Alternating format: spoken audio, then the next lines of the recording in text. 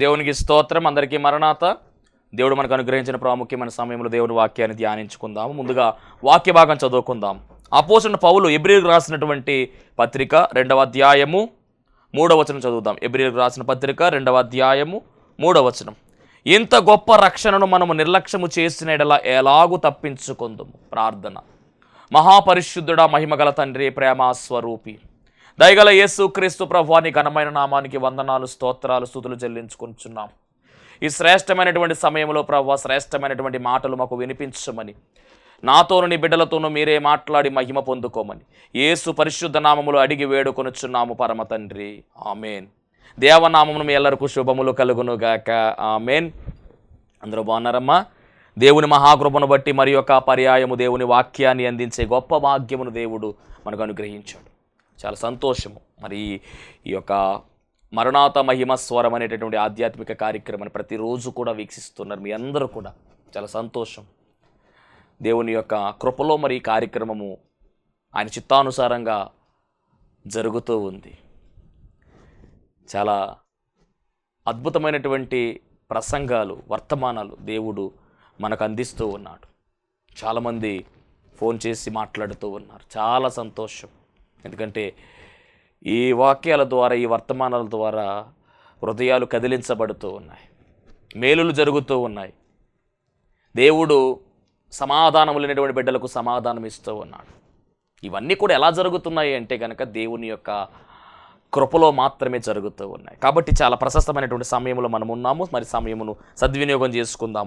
ఎబ్రీ పత్రికలో పౌలు గారి ద్వారా దేవుడు చాలా చక్కని మాట తెలియజేస్తూ ఉన్నారు. ఏమిటి అంటే 2:3లో ఇంత గొప్ప రక్షణను మనము నిర్లక్ష్యము చేసిన ఎడల ఎలాగూ తప్పించుకొందుము. యేసుక్రీస్తు ప్రభువు వారు ఇచ్చినటువంటి గొప్ప రక్షణ, ఈ రక్షణ చాలా ప్రాముఖ్యమైనది. రక్షణ అనుభవము చాలా ప్రాముఖ్యమైనది. ఈ రక్షణకు పెట్టిన పేరేమిటంటే ఇంత గొప్ప రక్షణ. నిర్లక్ష్యము చేస్తే ఎలాగూ తప్పించుకుంటారు అనే ఒక ప్రశ్న ఇక్కడ పరిశుద్ధాత్మ తండ్రి మనకు తెలియజేస్తూ ఉన్నాడు. అవును కదా?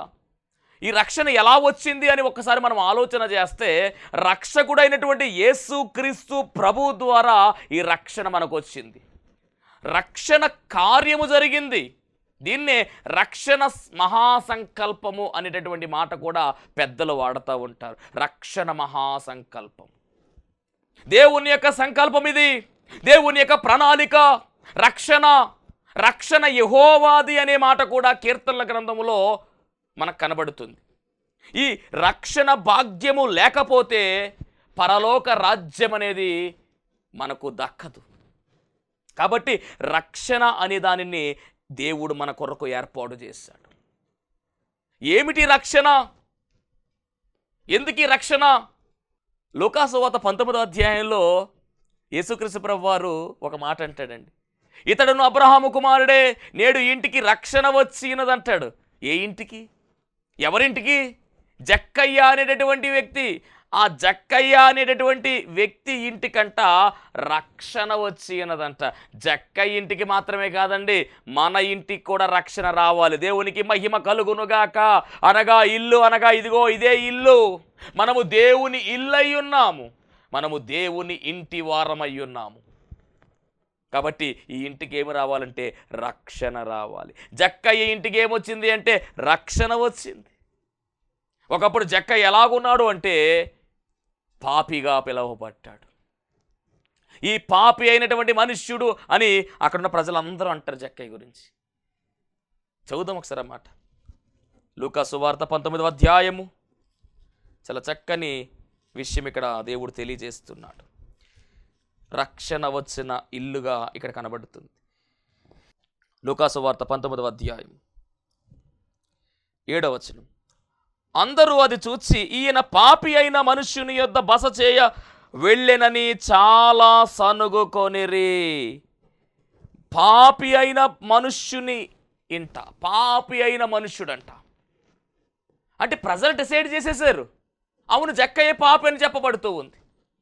అంటే ఇప్పుడు ఈ పాపి అయినటువంటి మనుష్యునికి ఏమి కావాలి అంటే రక్షణ కావాలి. చాలా జాగ్రత్తగా ఆలోచన చేద్దాం. మరి మనమందరము ఎవరమండి? ఏ భేదము లేదు, అందరూ పాపము చేసి ఉన్నారనే మాట రోమపత్రికలో మనందరికీ బాగా తెలుసు. అని మనమందరం కూడా ఎవరమంటే పాపులమై ఉన్నాము. పాపము ఏలుబడి చేస్తూ ఉంది మనలను. దాస్యం అనేటటువంటి పాపములో మనం ఉండిపోయాం. పాపం అనేటటువంటి దాస్యము క్రింద మనము బంధించబడి ఉన్నాం.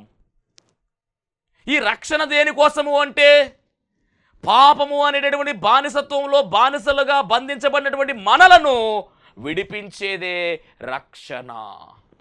అలా విడిపించడానికి వచ్చినటువంటి దేవుడే యేసు క్రీస్తు ప్రభువారు.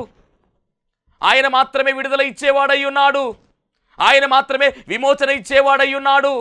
ఆయన మాత్రమే రక్షణ ఇచ్చే రక్షకుడుగా కనబడుతూ ఉన్నాడు. యేసు అనగా రక్షకుడు. దేని నుంచి రక్షిస్తాడు అంటే పాపము నుంచి రక్షించే రక్షకుడు. రక్షించి మనకు రక్షణ అనే వస్త్రాన్ని ధరింపజేసిన వాడు ఎవరు అంటే ఆయనే నజరేడైన యేసు క్రీస్తు ప్రభువు. సర్వాధికారి ఆయన. దేవునికి మహిమ కలుగునుగాక. ఆయన ద్వారా వచ్చిన రక్షణ గొప్ప రక్షణ.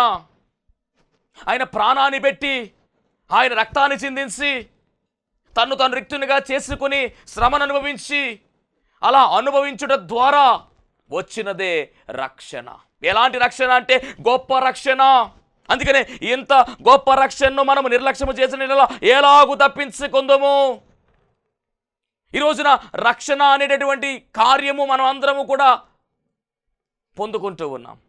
కానీ రక్షింపబడిన తర్వాత చాలామంది ఆ రక్షణ నిలుపుకోకుండా తప్పిపోతున్నటువంటి వారుగా ఉన్నారు. ఎప్పటికీ కూడా మనం అలా చేయకూడదు. రక్షింపబడినటువంటి మనము, లోకములో నుంచి దేవునిలోనికి వచ్చినటువంటి మనము మరలా లోకములోనికి వెళ్ళడం అనేది చాలా పెద్ద పొరపాటు.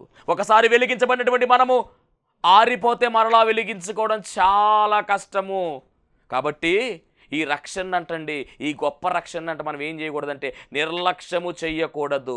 నిర్లక్ష్యము చేసిన ఎలాగూ తప్పించుకుందాము. ఎందుకంటే తప్పించుకుందామని ఎందుకు మాట్లాడుతున్నారంటే దీని తర్వాత జరగబోయే కార్యం ఒకటి ఉంది. రక్షణ పొందుకున్నాం, నిర్లక్ష్యంగా జీవిస్తున్నాం. ప్రభు అంటే భక్తి లేదు, భయం లేదు, దేవుడు అంటే భయం లేదు, భక్తి లేకుండా లోకానుసారంగా, ఇష్టానుసారంగా, శరీరానుసారంగా మనం వెళ్ళిపోతూ ఉంటే ఒక దినము రాబోతూ ఉంది. ఆ దినము చాలా భయంకరమైన దినం అండి. లెక్కప్ప చెప్పాల రోజున. ఓ మనిషి యోచించితివా నీ బ్రతుకు ఎలా ఉన్నదో? ఓ మనిషి యోచించితివా నీ బ్రతుకు ఎలా ఉన్నదో? బలము చూసి భంగపడకుమా, ధనము చూసి దగా పడకుమా. బలము చూసి భంగపడకుమా, ధనము చూసి దగా పడకుమా. ఆ రోజు శ్రమ నుండి తప్పించే నాదుడు లేడు. ఆ రోజు శ్రమ నుండి తప్పించే నాదుడు లేడు. అదే అదే ఆ రోజు, యేసయ్య ఉగ్రత రోజు, 7 ఏండ్ల శ్రమల రోజు, పాపులంతా ఏడ్చే రోజు. అదే అదే ఆ రోజు. పిల్ల జాడ తల్లికి లేక, తల్లి జాడ పిల్లకు రాక. పిల్ల జాడ తల్లికి లేక, తల్లి జాడ పిల్లకు రాక. చెట్టుకొకరు పుట్టకొక్కరై అనాథలై అరచే రోజు. ఆ రోజు శ్రమ నుండి తప్పించే నాదుడు లేడు. ఆ రోజు శ్రమ నుండి తప్పించే నాదుడు లేడు. అదే అదే ఆ రోజు, యేసయ్య ఉగ్రత రోజు, 7 ఏండ్ల శ్రమల రోజు, పాపులంతా ఏడ్చే రోజు. అదే అదే ఆ రోజు. అవును, ఇంత గొప్ప రక్షణ నిర్లక్ష్యం చేస్తే ఆ రోజుకే మనం వెళ్ళవలసి వస్తుంది. చాలా జాగ్రత్త. ఇంత గొప్ప రక్షణను మనము నిర్లక్ష్యము చేసిన ఎలాగూ తప్పించుకుంటాం. తప్పించే నాదుడు లేడు. కాబట్టి జాగ్రత్తగా మనం ముందుకు వెళ్ళాలి. ప్రభువును కలిగి రక్షణ పొందుకొని నిర్లక్ష్యం చేస్తున్నావేమో, దేవుడంటే భక్తి లేకుండా భయం లేకుండా జీవిస్తున్నావేమో, జాగ్రత్త జాగ్రత్త. చాలా జాగ్రత్తగా మనము జీవించాలి. దేవునికి లెక్క అప్పజెప్పవలసిన సమయం రానయ్యున్నది. క్రీస్తు న్యాయపీఠం ముందర ఆయన ముందర మనం అందరము కూడా ఉండవలసిన గడియ రానయ్యున్నది. తీర్పులోనికి వెళ్ళిపోతాం. జాగ్రత్త. కాబట్టి 7 ఏండ్ల శ్రమల కాలము అనేది ఉన్నది. ఎప్పుడు ఈ 7 ఏండ్ల శ్రమల కాలము? 3.5 సంవత్సరాలు శ్రమలు, మరొక 3.5 సంవత్సరాలు మహాశ్రమలని ప్రకటన గ్రంథములో మనము చూస్తూ ఉన్నాం. కాబట్టి ఈ శ్రమలు మనము తప్పించుకోవాలి అంటే ఖచ్చితంగా 2వ రాకడలో మనం ఎత్తబడాలి. ఎత్తబడేటటువంటి అంతస్తులో మనం ఉండాలి. ఆయన మధ్యాకాశంలోనికి రానయ్యున్నాడు. ఆయన వచ్చే సమయానికి మనము సిద్ధపడి ఉన్నట్లయితే ఎగిరి మేఘము ఎక్కగలము. ఏం జరగబోతుందంటే మధ్యాకాశంలోనికి ఆయన వచ్చినప్పుడు రెప్పపాటులో రాకడ జరగబోతూ ఉంది. ఆ రెప్పపాటులో ఎగిరి మేఘం ఎక్కితే అక్కడ ఉన్నటువంటి వారికి మధ్యాకాశములో 7 ఏండ్ల విందు. మిగలబడినటువంటి వారికి, ఈ భూమి మీద ఉన్నటువంటి వారికి 7 ఏండ్ల శ్రమల కాలము. కాబట్టి ఆ శ్రమల కాలములో ఎలా ఉంటుందంటే తల్లి జడ పిల్లకు తెలియదు, పిల్ల జడ తల్లికి తెలియదు. చెట్టుకొకరు పుట్టకొకరైపోయి అనాథలుగా ఏడుస్తారంట. సూర్యుడు నలిపోయే రోజని, చంద్రుడు ఎరిపోయే రోజని, కోపాగ్ని రగిలిపోయే రోజు, పర్వతములు పగిలిపోయే రోజు, అది ఆ రోజు యేసయ్య ఉగ్రత రోజు. జాగ్రత్త. తస్మాత్ జాగ్రత్తగా జీవించాలి మనము. నా ఇష్టం, నా శరీరము నా ఇష్టం, నా ఇష్టం నీ ఇష్టం లేదెక్కడ. జాగ్రత్త. ఆయన ఇష్టం నెరవేరనై ఉన్నది. ఆ రోజు తప్పించే నాదుడు ఉండడండి. కాబట్టి మనం ఎంత మొత్తుకున్నా కానీ తప్పించే నాదుడు ఉండడు. కాబట్టి ఆ సిచ్యువేషన్లో మనం వెళ్ళకూడదంటే ఎగిరి మేఘం ఎక్కాలి. దేవునికి మహిమ కలుగునుగాక. అలా ఎక్కాలంటే మనం పొందుకున్నటువంటి ఈ రక్షణంట నిర్లక్ష్యము చేయకూడదు. ఎప్పటికప్పుడు ప్రభు యొక్క లక్షణాలు కలుగు, ప్రభుకు బాగా దగ్గరైపోతూ, ఆయన నామస్మరణ చేసుకుంటూ, ప్రార్థనలో భక్తిలో ఎదుగుతూ, ఇతరుల పట్ల జాలి కలిగి, ప్రేమ కలిగి, ఇతరులను ప్రేమిస్తూ, ఎవరిని కూడా ఆశించకుండా, ఎవరి పొరుగువారిది ఏది ఆశించకుండా జాగ్రత్తగా మంచితనాన్ని కాపాడుకుంటూ, భక్తిని కాపాడుకుంటూ, విశ్వాసాన్ని కాపాడుకుంటూ వెళ్ళిపోవాలి. మనం ఎక్కడ కూడా డ్యామేజ్ అనేది ఉండకూడదు. ఎక్కడ కూడా సాతాను మనల్ని టార్గెట్ చేసే విధముగా మనం ఉండకూడదు. దేవునికి మహిమ కలుగునుగాక. మన సాక్ష్యాన్ని కాపాడుకోవాలి, మన భక్తిని కాపాడుకోవాలి, మన పవిత్రతను కాపాడుకోవాలి, పరిశుద్ధతను కాపాడుకోవాలి. ఎక్కడ రాజీ పడకూడదు. అలా ఉంటే మనం ఖచ్చితంగా 2వ రాకడలో మనం ఉంటాం. 2వ రాకడ అంతస్తులో మనం ఉంటాం. చాలా జాగ్రత్త. నోవాహు కాలంలో చుట్టూ కూడా ఎలాగుందంటే భయంకరమైనటువంటి వాతావరణం అండి. భయంకరమైనటువంటి వాతావరణం నోవాహు కాలంలో.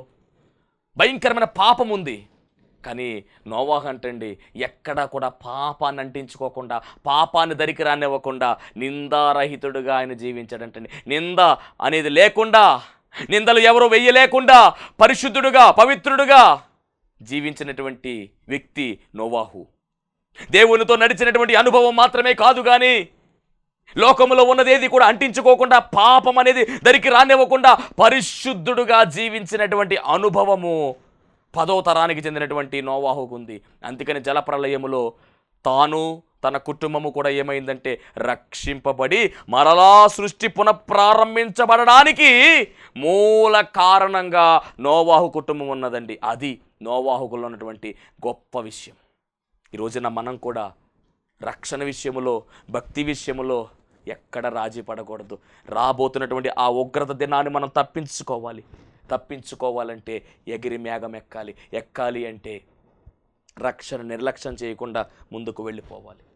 2వ రాకడ గురించి చాలా వ్యతిరేక ధోరణులు ఉన్నాయండి.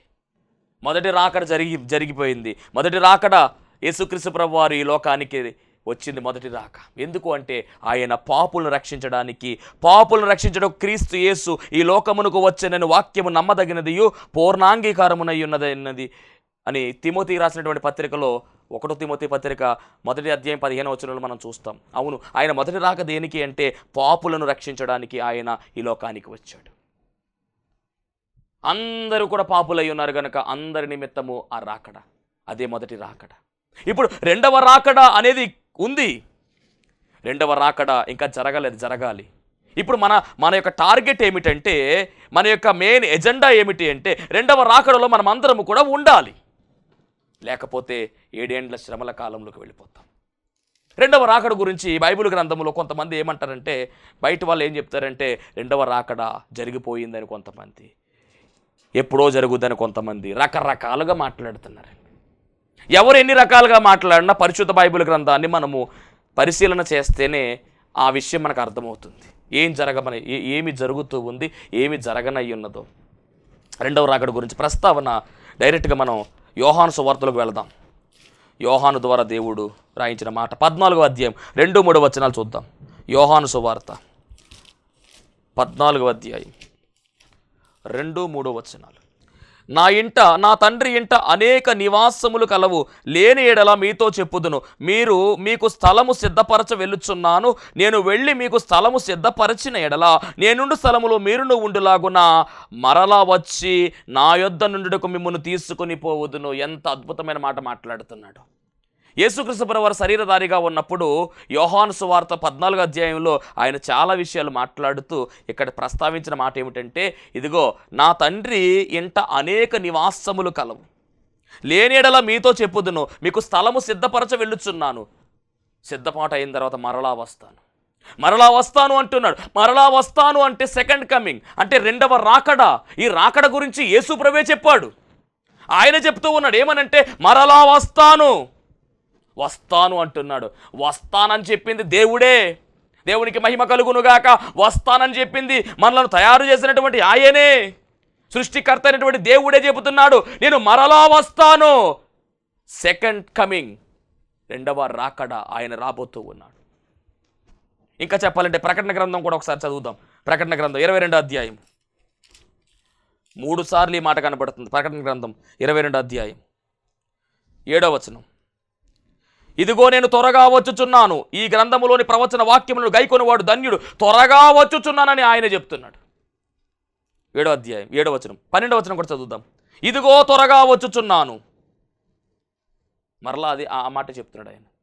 అలాగే 20వ వచనం కూడా, ఈ సంగతులను గురించి సాక్ష్యం ఇచ్చేవాడు అవును త్వరగా వచ్చుచున్నానని చెప్పుచున్నాడు. ఆమేన్, ప్రభువైన యేసు రమ్ము. అంటే ప్రకటన గ్రంథములో కూడా మనం ఆలోచన చేసే చివరి అధ్యాయములో చివరి వచనాల్లో కూడా రాయబడిన మాట ఏంటంటే, ఇదిగో నేను త్వరగా వచ్చుచున్నాను అంటున్నాడు. ఆయన శరీరధారిగా ఉన్నప్పుడు శిలువ మరణం కాకముందు చెప్పిన మాట కూడా అదే, నేను మరలా వస్తానని చెప్పాడు. శిలువ యజ్ఞ యాగమైన తర్వాత ఆయన పరలోకంలోకి వెళ్ళిన తర్వాత అక్కడ యోహానుకు చూపిస్తూ రాయిస్తున్నటువంటి ఆ మాటల్లో ఆయన అంటున్నటువంటి మాట ఏమిటంటే, ఇదిగో నేను త్వరగా వచ్చుచున్నానని ముమ్మారు చెప్పాడండి. అంటే ప్రభువే చెప్పేశారు రెండవ రాకడ ఉందా అంటే 100% ఉంది. అంత మాత్రమే కాదు, యేసుక్రీస్తు ప్రభువారు ఆరోహణం అయిపోతూ ఉన్నప్పుడు ఆ యొక్క ఒలీవల కొండ దగ్గర శిష్యులు నిలవబడి చూస్తూ ఉన్నారు. నిలవబడి పైకి చూస్తూ ఉంటే అప్పుడు దేవదూతలు చెప్తున్నటువంటి మాట కూడా చూద్దాం ఒకసారి. అపోస్తల కార్యాలు 1వ అధ్యాయం 11వ వచనం. గలిలయ మనుష్యులారా, మీరెందుకు నిలిచి ఆకాశం వైపు చూచుచున్నారు? మీ యొద్ద నుండి పరలోకమునకు చేర్చుకొనబడిన ఈ యేసు ఏ రీతిగా పరలోకమునకు వెళ్ళుట మీరు చూచితరో అదే రీతిగానే ఆయన తిరిగి వచ్చునని వారితో చెప్పేరి. దూతలు కూడా చెప్తున్నటువంటి మాట, ఆయన మరలా వస్తాడు, రెండవ రాకడ.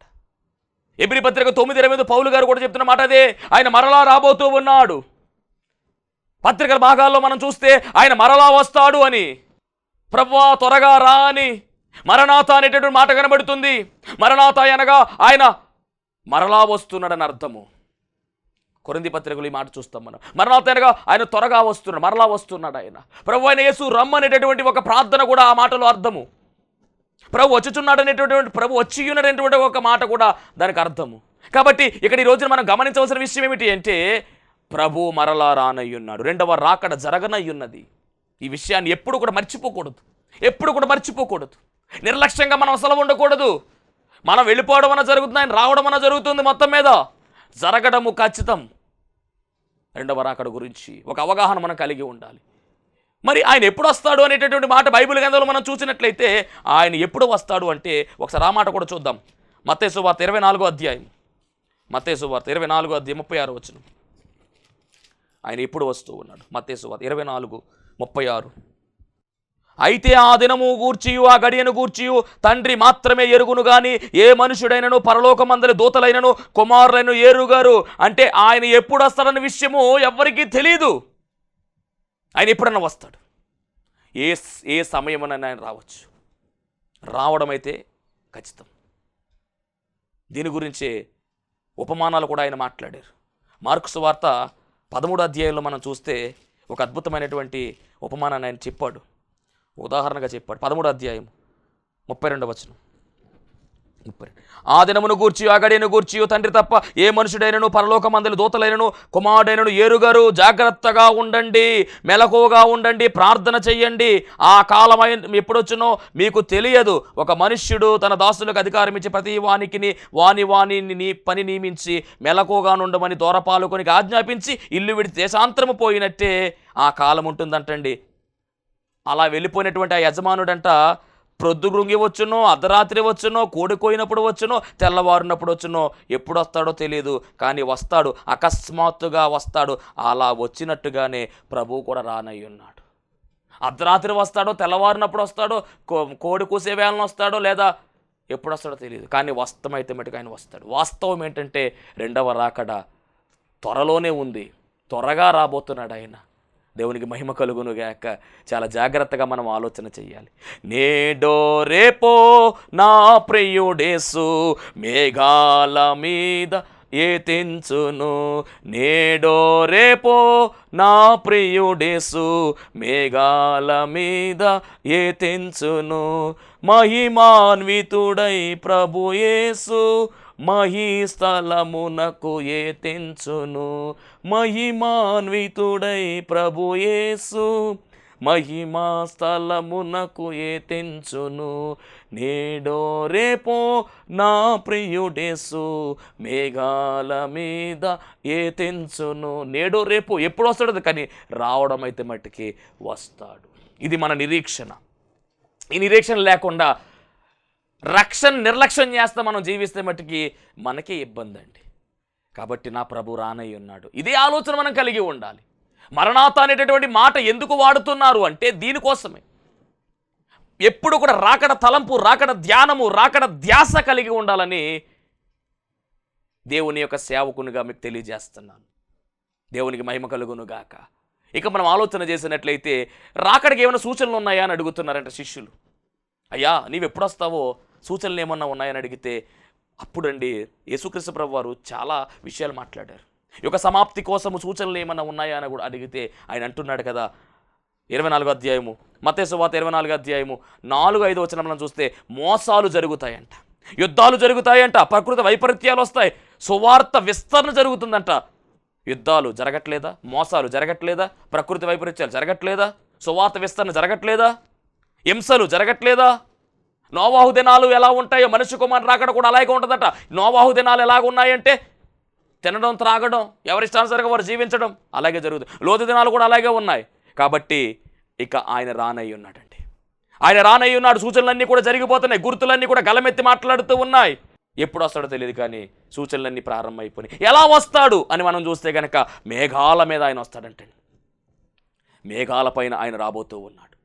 ఎంత గొప్ప ధన్యత గమనించారా? మేఘాల మీద రాబోతూ ఉన్నాడు ఆయన. మేఘములపై ఆయన వచ్చును, మేఘములను తన మాటుగా చేయును. మేఘములపై ఆయన వచ్చును, మేఘములను తన మాటుగా చేయును.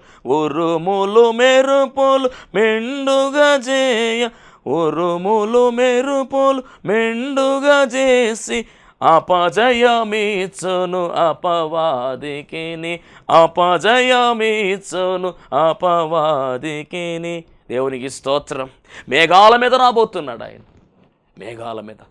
కాబట్టి జాగ్రత్తగా మనం ఆలోచన చేయాలి. ఇంకొక మాట ఏమిటంటే వచ్చి ఏం చేస్తారంటే మనల్ని అందరినీ కూడా ఎవరైతే సిద్ధపడి ఉంటారో వారందరినీ కూడానండి ఆ మేఘాల మీద ఎక్కించుకుని వెళ్ళిపోతాడు. అంటే మనకు వాహనం ఏమిటంటే మేఘాన్ని పంపిస్తున్నాడు ఆయన. మనము ఎగిరి మేఘం ఎక్కుతాము. ఎగిరి మేఘం ఎక్కి ఆ మధ్యాకాశములో ఆయన కలుసుకోబోతున్నాం. ఆ రోజు కోసం మనం ఎప్పుడు ఎదురు చూస్తూ ఉండాలి. ఆ రోజు కోసం మనం కనిపెట్టుకుని ఉండాలి. ఆ రోజు కోసం మనం అందరము కూడా నిరీక్షణ కలిగి ఉండాలి. దేవునికి మహిమ కలుగునుగాక. అట్టి రాకడ అంతస్తు, రెండవ రాకడలో ప్రభువును కలుసుకునే గొప్ప అంతస్తు, పెండ్లి కుమార్తె యొక్క అంతస్తు దేవుడు మన ఎల్లరకును అనుగ్రహించి అందించి నడిపించునుగాక. ఆమేన్. మహాపరిశుద్ధుడా, మహిమగల తండ్రి, ప్రేమ స్వరూపి, దయగల యేసుక్రీస్తు ప్రభువా, నీ ఘనమైన నామానికి వందనాలు, స్తోత్రాలు, స్తుతులు చెల్లించుకుంటున్నాం. ఈ శ్రేష్టమైనటువంటి సమయంలో ప్రభువా, ఈ యొక్క రెండవ రాకడ అనుభవాన్ని మీరు మాతో మాట్లాడి ఉన్నారు. అవును ప్రభువా, ఎగిరి మేఘం ఎక్కేటటువంటి అంతస్తు మా ఎల్లరకును దయచేయమని నీ బిడ్డల జీవితాల్లో ప్రభువా ఉన్నటువంటి కష్టాలు, నష్టాలు, బాధలు, బలహీనతలు, ఇబ్బందులు, ఇరుకులు, సమస్యలు, శోధనలు అన్నీ కొట్టివేసి ప్రభువా సంపూర్ణమైన నీ కార్యాలను ఈ బిడ్డల పట్ల జరిగించి మీరు మహిమ పొందుకోమని యేసు పరిశుద్ధ నామములు అడిగి వేడుకొనుచున్నాము పరమ తండ్రి. ఆమేన్. అందరికీ మరణాత. దేవాతి దేవునికి వందనాలండి. అయ్యగారికి, అమ్మగారికి కూడా వందనాలండి. ఇక్కడ కూడి ఉన్న ప్రతి ఒక్క బిడ్డకి మరి నా వందనాలు చెల్లించుకుంటున్నానండి. సంతోషం గారు అయితే ప్రార్థన పెట్టుకున్నారండి. పెట్టుకున్న తర్వాత మీ తమ్ముడికి మరి గర్భఫలం లేదు కదా, ఇక్కడ ప్రార్థన పెడుతున్నారు అయ్యగారు, రా నువ్వు అలాగనంటే వెళ్ళానండి. నాతో పాటు మా అమ్మని, మా మరదలని కూడా మరి ఇంటికి రప్పించానండి. రప్పితే వాళ్ళు వెంటనే వచ్చేసారండి. నేను ఏదన్నా మాట అంటే వాళ్ళు వెనక్కి తీసుకోరండి, వెంటనే వచ్చి కానీ పాస్టర్ గారు ప్రార్థన చేశారండి. రెండో వారంలో కూడా మరి మా తమ్ముడు వచ్చి ప్రార్థన చేయించుకుని అట్టుఫండు కూడా తీసుకున్నారండి. నేనైతే తీర్మానం తీర్చుకున్నానండి. మరి 3 వారాలు అయ్యగారితో ప్రార్థన పెట్టించుకోవాలి, గర్భఫలం దేవుడు ఇవ్వాలి అలాగని మరి ప్రార్థన పెట్టించుకున్న వెంటనే దేవుడు గర్భఫలం తెరిచాడండి. పెట్టిన వారం అప్పుడైతే శ్రమ రోజులండి. అయ్యగారు ఉపవాసంతో ఉన్నారు, ప్రార్థన పెట్టారండి. పెట్టగానే దేవుడు గర్భఫలం తెరవగానే మళ్ళీ గర్భఫలం అయితే కాదు అలాగని చెప్పారంటండి. నేనైతే చాలా బాధపడ్డానండి. మరి ఏడు ప్రభువా, 4 సంవత్సరాల తర్వాత గర్భఫలం తెరిచావు, సంవత్సరం కాకుండానే మరి అందరూ వాళ్ళన్నికి కూడా మరి గర్భఫలం తెరిచి బిడ్డను కనగానే నా తమ్ముడు అయితే చాలా బాధపడేవాడండి. అక్క నా పరిస్థితి ఎలాగుంది అలాగనంటే, లేచిన్న నీకైతే దేవుడు గర్భఫలం ఇస్తాడు అలాగని అన్నానండి. వాళ్ళ ఇంట్లో ముగ్గురికి పెళ్ళిళ్ళు నేను ముగ్గురికి కూడా ఆడబిడ్డలని ఇచ్చాడండి దేవుడు. వెంటనే ఆలస్యం వెనకాల మరి దేవుడు ఎంతగానో గొప్ప కార్యం చేశాడండి. మేనల్డ్ పుట్టాడండి. మరి దానికి కారణమైతే అయ్యగారండి. మరి అయ్యగారు, అమ్మగారు కూడా మరి ప్రార్థన చేశారండి. మరి 3 వారాలు అమ్మగారికి అయితే దర్శనం వచ్చిందండి. గర్భఫలం తెరవబోతున్నాడు, చింతించకుండా అలాగని చెప్పారండి. ఆ రీతిగానే మళ్ళీ వెంటనే గర్భఫలం దేవుడు తెరిచాడండి. దేవుడికి నిండా వందనాలండి. ఇచ్చిన సాక్ష్యం దేవుడు దీవించిన గాక. 4 సంవత్సరాల తర్వాత దేవుడు దర్శించడం, మొదటి సంతానంగా దేవుడు కార్యాన్ని జరిగించడం, 3 వారాల ప్రార్థన ద్వారా దేవుడు మరి మరి నా భర్తకి అయితే 3 వారాలు ప్రార్థన పెట్టుకున్న తర్వాత ఎంతగానో అపాయం జరిగిందండి. మరి పనికి వెళ్తే ఇనప రాడ్డుతో కట్ చేస్తున్నారంటండి. అది ఎలాగా మొత్తం అయితే ఇదంతా తెగిపోనండి. మరి 6 కుట్లు పడ్డాయండి పెదంలోనే. కుట్టు పడినట్టు కూడా మరి లేకుండా దేవుడు ఎంతగానో స్వస్థపరిచాడండి. మరి 3 వారాలు పెట్టుకున్న ప్రార్థన వల్ల మాకు దేవుడు గొప్ప కార్యం చేశాడండి. మరి అయ్యగారు అయితే ఒక్కరోజు కూడా మా ఇంటి దగ్గర భోంచలేదే. నా బాధ అయితే ఉండిపోయిందండి నా మనసులోను. మళ్ళీ నేను ప్రార్థన పెట్టుకొని భోజనం పెట్టాలని అనుకుంటున్నానండి. ప్రార్థన కోసం కూడా మీరు ప్రార్థించండి. నాకైతే గృహం లేదండి, చిన్న పెంకటిల్లు. దేవుడు ఎప్పుడు ఇచ్చినా గట్టికి పర్వాలేదని అనుకుంటున్నానండి. దేవుడు నాకు గృహాన్ని దయచేసి ఇలాగ ప్రార్థించమని అడుగుతున్నానండి అయ్యగారిని, అమ్మగారిని కూడాను. ఈ చిన్న సాక్ష్యం దేవుడు దీవించును గాక. ఆమె మరి భోజనం పెట్టడానికి కారణం అంటే మరి నేను ఉపవాసంలో ఉన్నప్పుడు నేను ఎప్పుడు ప్రార్థన పెట్టినా ఉపవాసం ప్రార్థన పెడుతున్నా, దేవుడు కార్యం జరిగింది. దేవునికి స్తోత్రం. మరి చక్కని బాబును దేవుడు దానంగా ఇచ్చారు.